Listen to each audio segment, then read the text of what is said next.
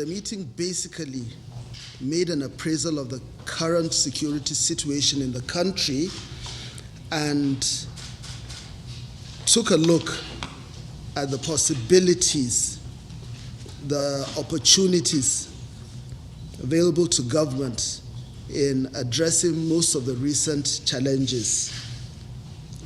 There were discussions, and at the end of the day, the most important thing that we came up with was the need for collaboration both between governmental agencies and the larger Nigerian society. Because of the nature of the type of insurgency we are faced with, the complexities, the multiplicity of all kinds of issues, there's a need for both parties, governmental agencies on the one hand, and the wider society to collaborate more vigorously. There's a need for us to deal with this problem in a comprehensive manner. Therefore, Council has decided to take a closer look at issues that would help us, not just at the federal level or at the state level, but right down to the local government. But this is going to be done after due consultations with the relevant stakeholders.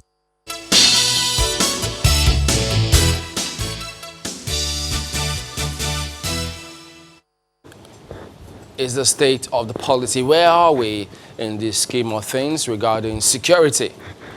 Markwe?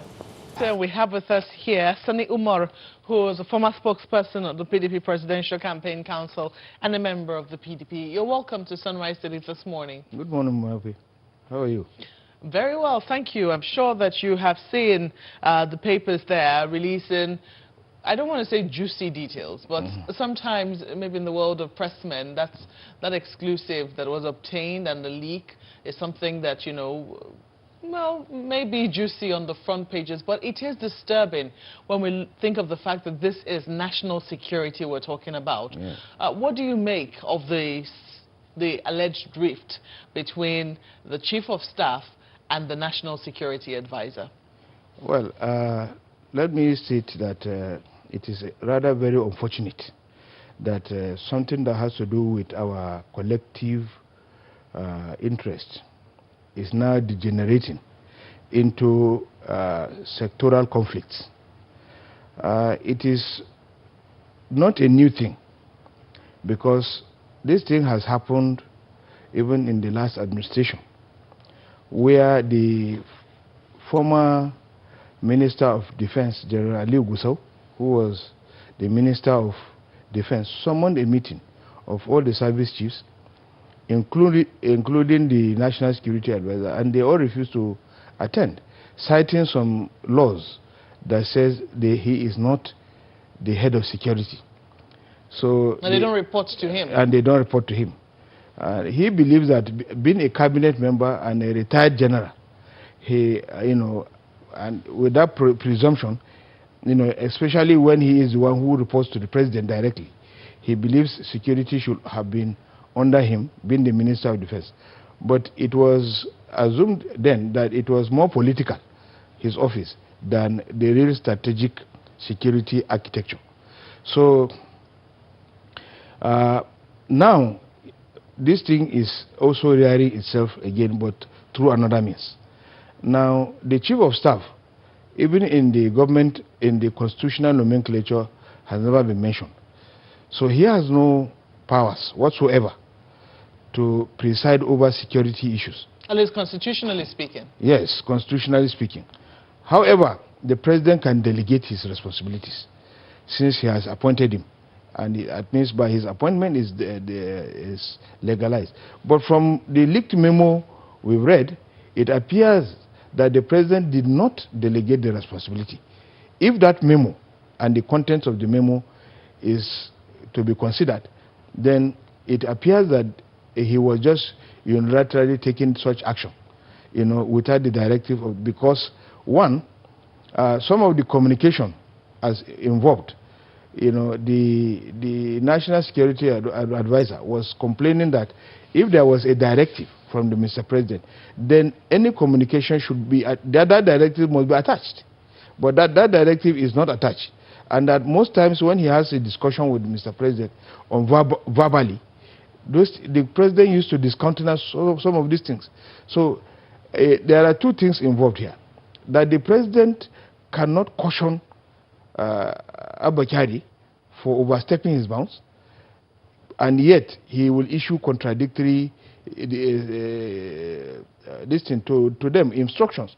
Maybe Kyari will now be doing something believing he's doing the right thing, while the National Security Advisor will be informed of what he's supposed to do and will be asked to discountenance.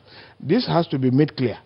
It has to be open. This is about the generality of the people. When you look at those actions affect you and I. It affects everybody. So the issue should have been handled more carefully. Not quite long ago, the National Security Advisor made some startling revelations that there is no synergy between security agencies. This is also a very worrisome development. Then now coming now to say that also the Chief of Staff is chairing a meeting of security chiefs and he is not even invited as the National Security Advisor, then it becomes very worrisome. And I think the Mr. President needs to act fast to stem this tide, because the security of the country is deteriorating fast, and there is the need for collective responsibility. The security is deteriorating, and then, you know, this is also a matter of confidence. The people's confidence in the ability of their security agencies to think that or to know that something is being done about it. How big an erosion of confidence do you think this leak does to the psyche of the average Nigerian? I think it's a very serious issue. I was just reading in the paper this morning an assistant director that was killed at who works with the State House. She experienced some Yahoo guys there in her environment and reported to the police, and the police didn't do anything, and the police leaked her complaint to the Yahoo boys, who now went and killed her. So that is, you know, people would no longer want to report anything to the police because they don't know the outcome. It's an erosion of confidence. You don't have confidence even in the security agencies that you are reporting to. Similarly, the confidence of the people is also eroded when, for instance, a Boko Haram member is caught fighting the Nigerian army, and yet when he surrenders, after about 2 or 3 months, they say he has been rehabilitated, and then he will be released back into the society, which portends danger. There is no any form of deradicalization that can be done within 3 or 6 months for somebody to. There was a commander that was released like that, and then he went back, and then he was unleashing terror at this. So these are issues that government must look at very well. It is about national security. It is about every one of us. Anytime government sleeps, it affects everybody. So far, so good. We haven't heard anything from as an official response to this squabble, to this public squabble, as we were saying. Yeah. Do you think that in this instance, silence works? Well, you see, I have not been a member, but I have been, in attendance at security meetings. These are not issues that are always put on in the public domain, because they will generate a lot of discussions. They will generate, and then it will lead to further loss of confidence. So most times these things are shielded. They are not things that government comes out to explain. Even where government is satisfied that somebody committed felony, treasonable felony, or murder or anything, government wants to treat it in the normal position, even when the matter is brought before the National Security council. So this is something that borders on confidence. Let's not forget that this is not the first time we're seeing a squabble in this administration, even though you have been able to trace it back to say that this is not the first time we're seeing a squabble among security agencies in particular. Yes. However, when there is a squabble among security agencies, it's more worrisome because it borders on the issue of lives, security of lives and property. Now, in this administration, we have seen between the DGSSS, the former DGSSS, and EFCC, yes. A squabble of some sort. We have seen the officials fight in public. I think there was a time when they tried to arrest the former DG of the SSS, the EFCC, and the SSS officials were right in front to protect the former DG of the SSS. And you have to ask, wasn't there any communication amongst the agencies that this was about to happen, than for the officers to go out in public and have that standoff? Right there in public. There were questions about that. You also saw how the DGSSS wrote a letter to the National Assembly talking about the character of the current acting chairman of the EFCC. So we have seen over and over and over again, it would seem, squabbles among security agencies made very open. Do you think that in this instance, silence is the best way to treat it? Well, you see, some of these things as you see them. Let me come to the issue of where the DSS DG was able to write to the national. That is a very wrong procedure. Very wrong. Because he is a staff of the presidency and he's supposed to advise the president. So if before the president submits a name, he is supposed to advise him that this person is not qualified to go to this place. Not for him to report to the National Assembly that Mr. President's nominee is not qualified. That means he's countering Mr. President, and they are supposed to be working hand in hand. These are some of the issues that are very worrisome. Now, and as we speak, excuse me, the chairman of the EFCC is still in acting capacity. This is very surprising. You know, we don't know which laws. That is what we are talking about, the synergy. It's like they are witch hunting each other. That is why, you know, free flow of information among them, you know, and intelligence is eroded, because this one is trying to outshine the other person. Each security agency wants to be known as the best. They don't trust each other. So this lack of trust is also affecting all of us, because as they do, if for instance, there was information sharing, there would have been no way that the Nigerian army will have killed 3 policemen, for instance, because they will have known that they were in active duty. But because there was no information sharing, and somebody came due to rumor that these people are kidnappers, they didn't waste time, they just shot them. Now these are the issues, these are the things that are affecting our national security.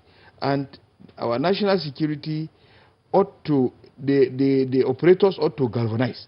They have to come together. They have to work hand in hand. There is no clearly defined job description. You will now find EFCC in a case that has nothing to do, that has nothing to do with financial crime, because they want to deal with somebody. Well, let's quickly, let me ask you to hold your thoughts there. Let's go to Lagos now, because I understand my colleagues have another guest. Chamberlain. Well, yes, we do have Mr. Tunde Ajibulu. He's a member of the APC. He joins us via Skype this morning. Mr. Ajibulu, thank you for joining us. Well, having listened to Mr. Omar there about some concerns and the way it does appear to people, well, many will tell you, look, perception is reality for a lot of people. And from what he said, if that's a picture of how people perceive things, well, definitely this doesn't look good. What do you think?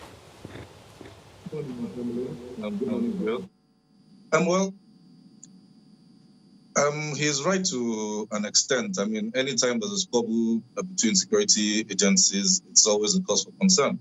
However, inter-agency rivalry is nothing new.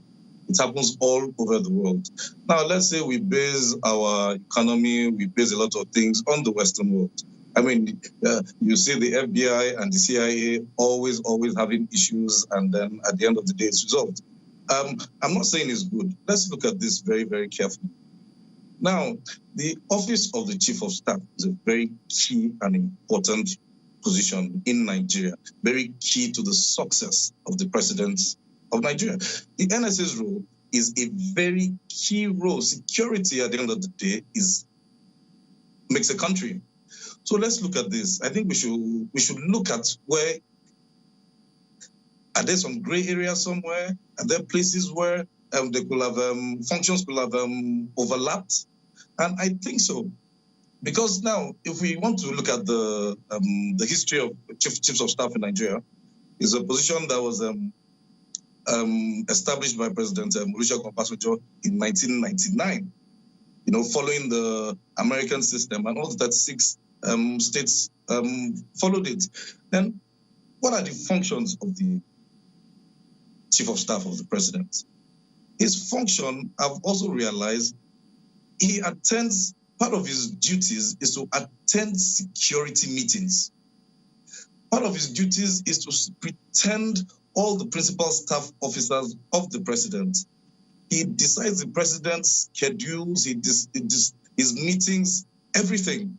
And then there are some parts that you see that it also arranges the clearance of official military matters. So there's a possibility, you know, that in one of these types of meetings is being construed as him summoning service chiefs or having meetings like that with service chiefs. And then we look at the NSA's role in Nigeria too. The NSA's office was established in 1972 after the Dimple coup. Then it was the Nigerian Security Organization, then headed by General Mohammed. Then it went on, and then it was disbanded in 1986 when General Babangida came to power and appointed General Gusau as the coordinating. Yeah, but you know, the thing about that, if I could just say this, is, you know, for the chain of command, when it has to do with defense matters, yes, it does come from the CNC, but isn't that through the Minister of Defense and then to the service chief? So if it's that clear and specified, why should the public be treated to this spat? I must say, the ONSAS is called the Office of the National Security Advice, is a repository of all security documents of anything security and classified in Nigeria.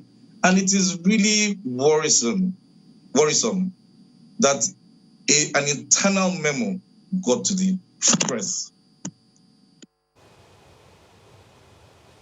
Okay, I hope it didn't slip or fall. I hope it's just the facility or the equipment that did that. So, I mean, safety is very important here. But yes, as many have highlighted, that chain of command coming through from the CNC, the Minister of Defense, something, well, it's just in rare occasions that you may see the CNC go to the service chiefs. But with this now, if the impression, if people think that this is not just looking good for the entire security outfit. Tunde, go ahead and conclude your thoughts, please. Yes, Chamberlain, you're right. You see, it's an aberration. It will be an aberration if a chief of staff would chair a meeting with the defense chiefs. But it is also possible that the president, now part of the chief of staff's duties is conveying written instructions from the president to service chiefs, to ministers, to the cabinet.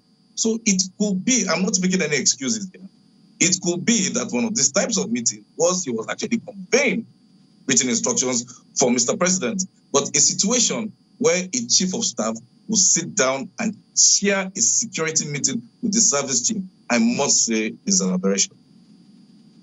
That's, you know, and that's perhaps the reason many people are having concerns about the whole spat between the two of them. Now, that, in a way, to a large extent, also undermines the trust quotient between the agencies, don't you think? There's always jealousy among security agencies. These are things, it happens all over the world, Chamberlain. There's inter-agency rivalry. Everybody wants to look good. Everybody wants to take the shine. And sometimes it's a little competition sometimes is very good. It keeps you on your toes. and it keeps you sharp, but not to the detriment of the people of the country, not to the detriment of the people. It is not acceptable. Okay. And now, then... Yes, just one more thing. How much confidence do you see this issue between the NSA and the COS, how much confidence do you see it fostering in terms of security, especially among these particular agencies that report to either of them? Chamberlain, there's a problem. There's a communication problem. There's something going on. I mean, I am, at this point, even asking more questions. I'm not providing answers here. I am even asking more questions to what's going on. The Office of the Chief of Staff and the Office of the National Security Advisor are two offices that are very, very key to the success of any administration. And the sooner there's synergy, consonance, and cohesion, in fact, symbiosis between them, things will move on. That the information is out there. If I may comment, now that the information is out there, it has been subjected to various, conspiracy theories, machinations, rumors, and what have you. And people are looking to the presidency to get something definitive. So what do you think the presidency, how do you think they should approach this, if I may ask? Should there be a statement to clear the air or just retain silence, which we have seen so far? I believe at the right time, the presidency communicates to us on this matter. When do you think the right time should be? I said the right time will be any minute from now. That's the politician in you now speaking. Well, Tunde Ajibulu is a member of the APC. Thank you for your thoughts. All right. Thank you, Tunde. Mark? Well, there are those who argue that the right time would have been yesterday, but since that hasn't happened, maybe the next best time is now. We still have with us Mr. Sani Umar, who's former spokesperson of the PDP Presidential Campaign Council. You heard Tunde there, and you heard some of the things that he had to say. I'm wondering your thoughts. I mean, what is most worrisome about this is that it was very particular about the situation in Borno, in the northeast. And let's not forget that in recent times, there has been an alarm raised about the current humanitarian crisis in Borno by no less than the United Nations and the EU. And these two organizations asked that a political solution be sought for what is going on in Borno. Do you think that there is any thinking along that line, or do you think that this spat, what we're currently seeing now, could be one of the contributory factors to why we haven't seen much progress, or why it seems that there is a relapse of security issues? The powder you use. Since you say that, so. If some people's faces, you make them up, it still shine. If you take a cursory look at even what the president said, he has expressed surprise at how the Boko Haram was able to continue up to this time, which means that information getting to Mr. President is either falsified or he is given half-truths or sometimes even outright lies. Otherwise, he ought not to have been surprised that the Boko Haram insurgents are retooling and re-strategizing. Like I always say, these things, the insurgency is in phases, and the insurgents are taking their time planning and replanning. Now, initially they were attacking soft targets. Now they have changed to attacking our military. Now they want to decimate our military. And once your military is decimated, you have been defeated in a war. And so the issue is getting more compounded. And the military solution that is being sought now is not really addressing the issue, because the military are either not prepared or they lack equipment to fight the war. Well, we'll have to say thank you for coming to share your thoughts with us this morning. I understand that we'll still be allowed to have one or two more questions with you when we come back from this break. Please stay with us. Okay.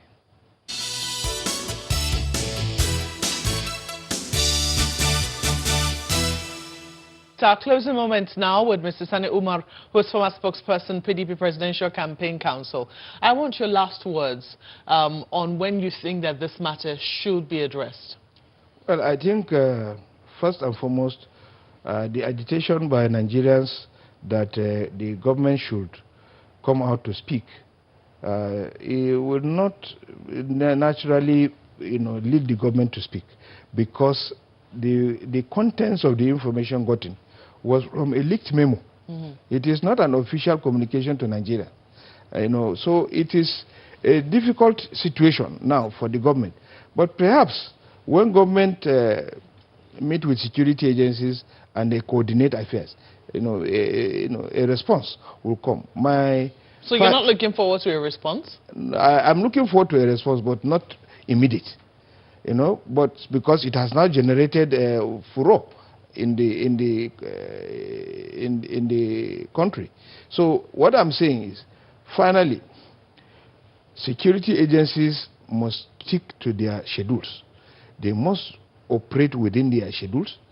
They must also address issues that are brought to them, or brought to their notice.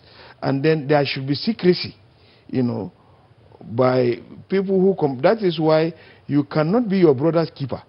For instance, you can't see somebody on the road who is injured or something, and then you carry him to the hospital. You are also a suspect immediately. So, or the security agencies will even give out your name.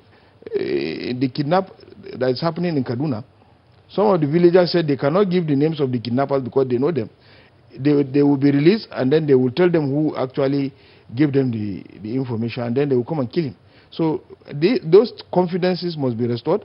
People must be, security agencies must up their ante, and then, of course, the generality of Nigerians their perception must move from negativity to positivity, and government must work towards that.